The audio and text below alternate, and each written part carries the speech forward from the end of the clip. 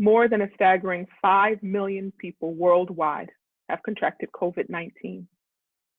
Hundreds of thousands of people have died as a result, and the numbers are rising daily. Nothing is the same. The world is different. We are now faced with a nuclear fallout after a pandemic unlike anything we've ever seen in modern times. COVID-19 has claimed the lives of an average of 25,000 Americans per month. Come along with us as we discover how to navigate our new normal.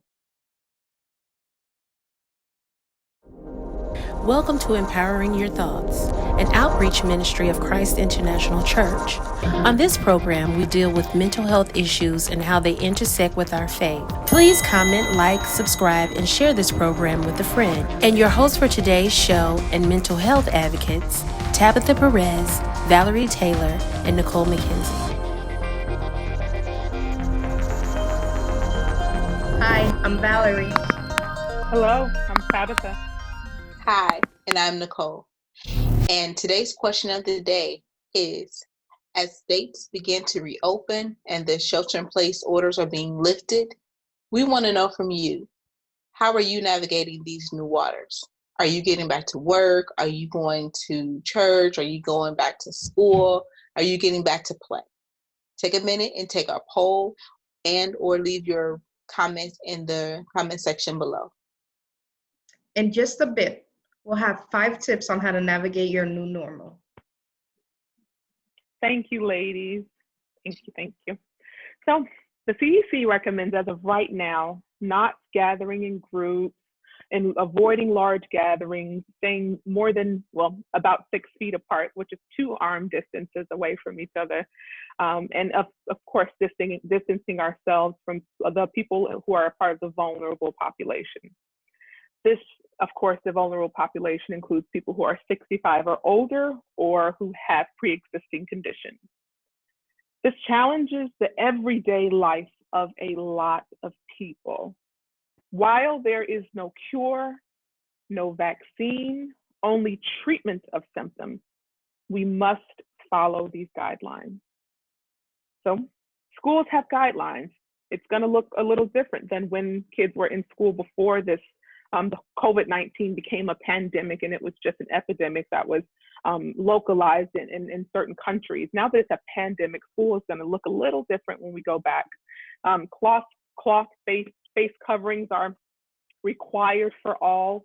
An increase of supplies is now required. No one can share their you can't pass a crayon to someone else. So every class now has to have enough for every student of everything that they're going to do. Hand washing, of course, is now required often throughout the day. Respiratory hygiene practices, coughing in your arm and such. And even going as far as having plexiglass in office spaces or on the sides of the sinks where you cannot be 6 feet apart. So it looks a little different in schools and churches, same for cloth face coverings, maintaining 6 feet of distance. And this is a big one at church, minimizing hugging, minimizing kissing, and shaking hands.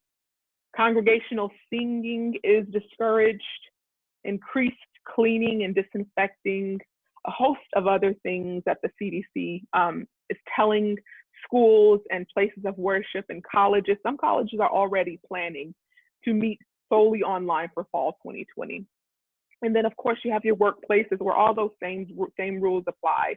And the one big thing that a lot of the CDC recommendations are saying is to limit sharing, to limit giving what you have and giving, essentially sharing of food or sharing your utensils or sharing things between persons. In restaurants, they have different levels on the CDC of the different levels of risk that you have, and being in the restaurant without practicing social distancing is the highest level of risk. Before this even began, of course, we did all these things without thinking. We walked along the sidewalk with people. We ate at restaurants. We didn't have to think about these things. But everything is different now. Any of us imagined in January that we'd be dealing with what we're dealing with right now just 5 months later, when touching people has now essentially feel like it has become outlawed. Going to church is an act of subversion. We're going to the school building, but it's not open. And while where congregational singing is a danger to other people. This can bear so much weight on the psyche of social and physical people who are truly outgoing and extroverted. This can bear a serious weight on them, but also for introverts. No one ever intends to stay home for 2 or 3 months on end, just without any social interaction. So it's a lot. Feeling overwhelmed, feeling that this is out of your control is absolutely normal.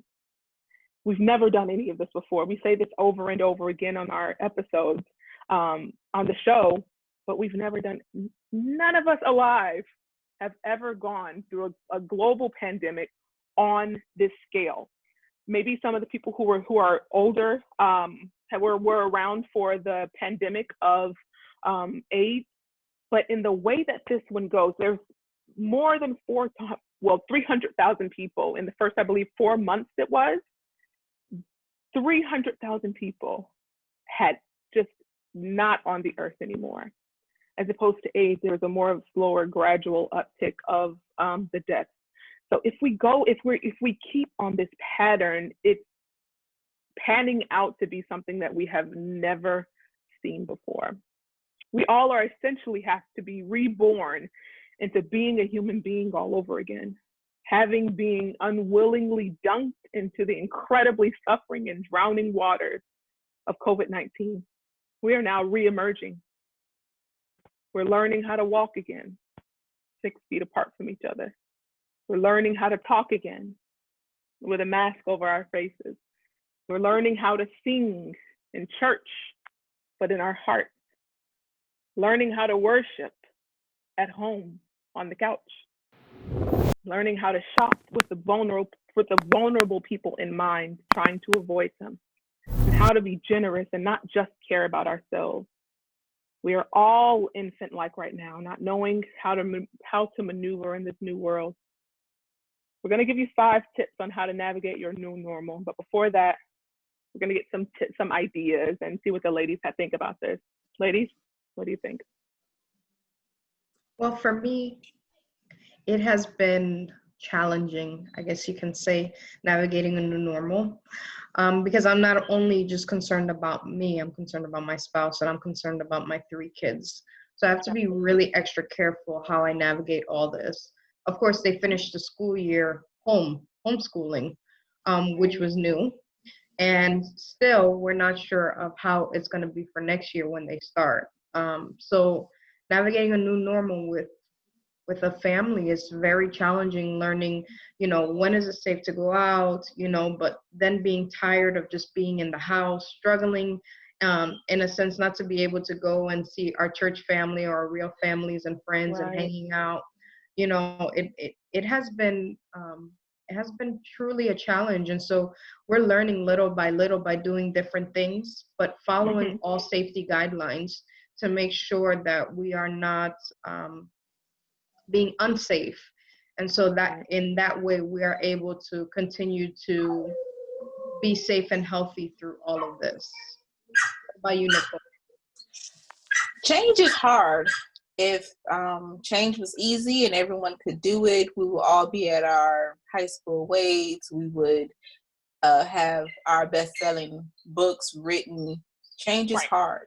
It's not easy to do one thing for the first, let's say even 3 months of this year, and now have to do, grocery shopping is now a thing.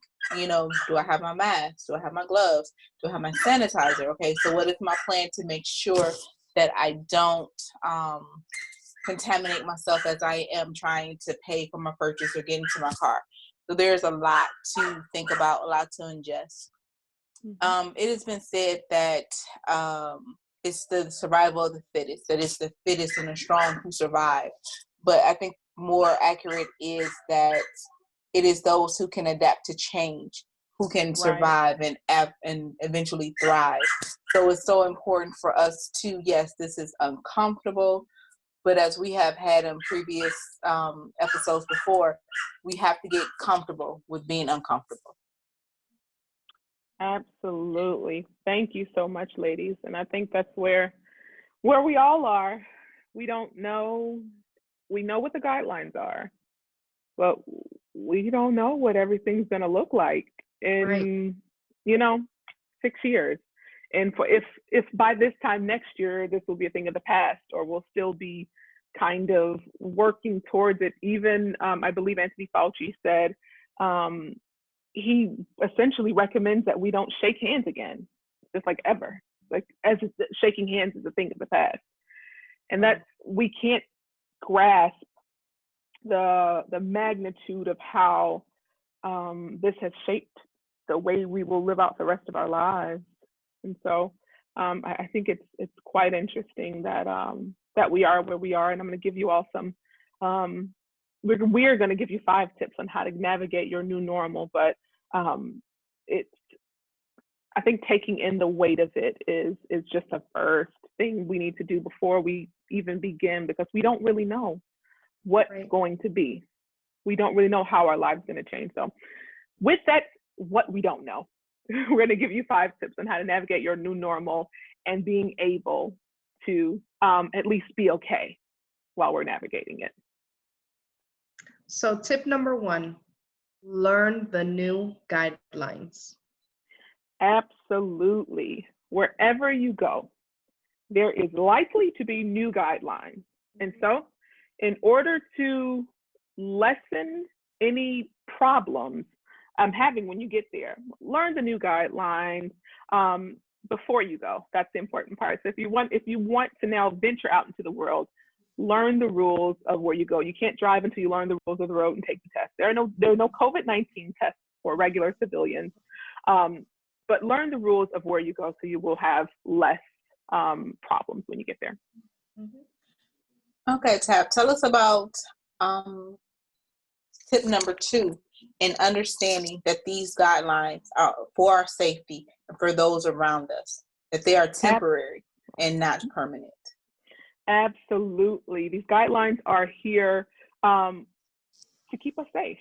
They're not here to infringe on our rights. They're not here to make us less or more people within a governmental system. And none of that is the case. The case is to keep me safe and to keep you safe. And if we're both wearing a mask and we're both 6 feet apart while wearing a mask, there is zero chance that I'm going to catch COVID-19 from that person. And so I think it's about the safety. It's not about restricting what you're able to do.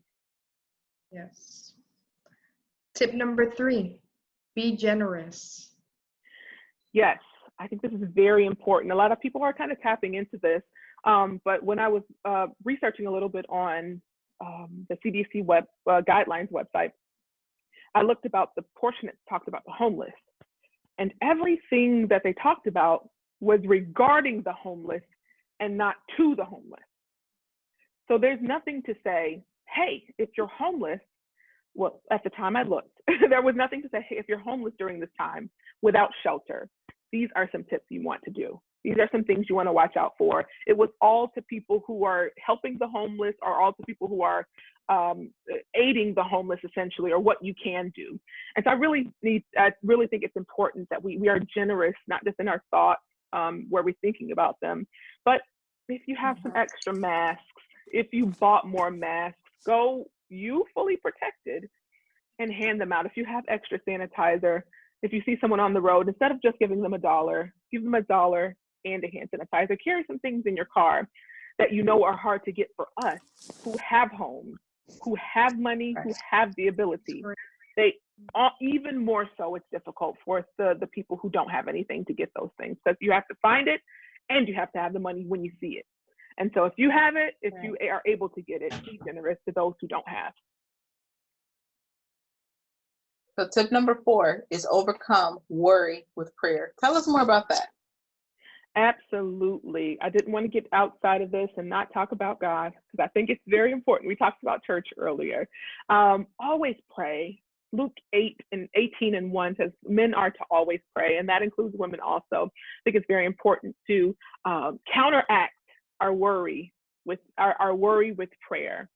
To whenever we feel it rising up, to begin to pray and think on the lovely things, beautiful things of a good report. Think on God, and He begins to, it's called the great exchange. As we give Him our worries, He gives us His joy. As we give Him our pain, He gives us His love. And so I think us being able to exchange with God, and we give Him whatever worries and burdens us, and He gives us back the beautiful things, the lovely things. That's so important. Cast your cares on Him. 1 Peter 5:7. Cast your cares on Him. That's about that great exchange also. I love the idea of the exchange because I work in retail. People exchange things that are not beautiful all the time, and we give them brand new things back for their nothingness or their trash. And so I think that's very important. It puts me in the mindset of what we do for Christ, or what Christ does for us. We give Him our sinful, worrisome, burdened natures, and He gives us back new life. And I love that about Him. And then have faith. Hebrews 11:6. The God you pray to is able to answer, and He is able to meet you where you are. Though we see the numbers rising, though we see fear continually wanting to grip us, have faith that even though we don't see it happening right now, God still will come through. And number 5, find joy in everything that you do. Our lot in life is to serve God, to experience this bountiful earth and all that has been supplied in it. I believe it's Ecclesiastes 3:22. It says our lot in life essentially is to enjoy the work you do. I think that's very important for us right now. Those of us who are working at home, who have our children at home, who are teaching, our lot in life, we can't control the day we leave. We can't control a bunch of things, but our lot in life is to enjoy the time we have and the work we do. Thank you again for tuning in to Empowering Your Thoughts. Nicole, tell us what we're talking about next week. We are talking about something that has been such a hard thing for all of us to do during this time of shelter-in-place orders. Be still. Stay tuned. It's going to be really good. Thank you again for tuning into Empowering Your Thoughts. Remember to like, comment, subscribe, and share with a friend. Be empowered to think well. See you next week. Bye.